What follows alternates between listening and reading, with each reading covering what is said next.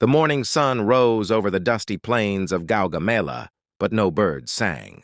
Across the wide field stood an army so large it seemed endless.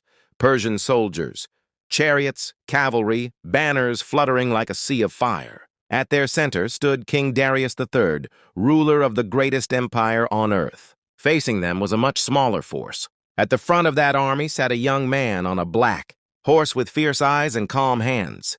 His name was Alexander. He was only 25, but the weight of history already rested on his shoulders. His generals whispered nervously. "We are outnumbered," they said. Alexander didn't argue.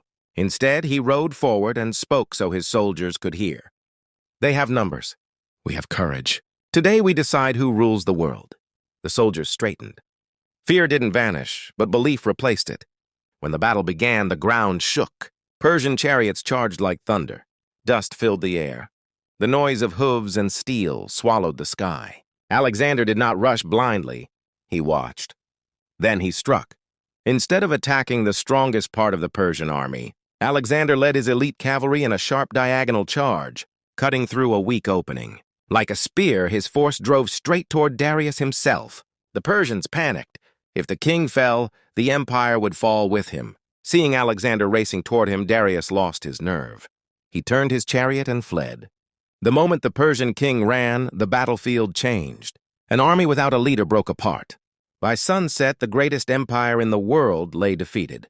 Not by size, but by strategy and fearless leadership. But Alexander did not stop.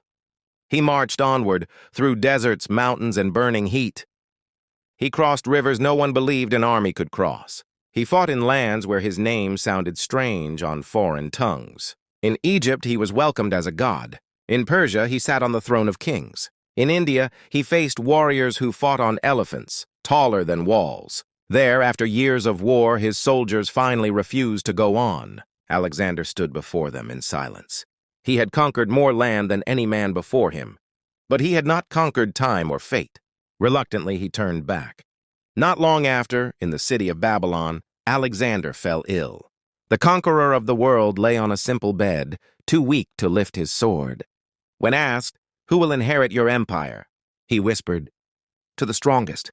At 32 years old, Alexander the Great died. But his war never truly ended, because long after his death, the world still remembered the young king who dared to challenge destiny and won.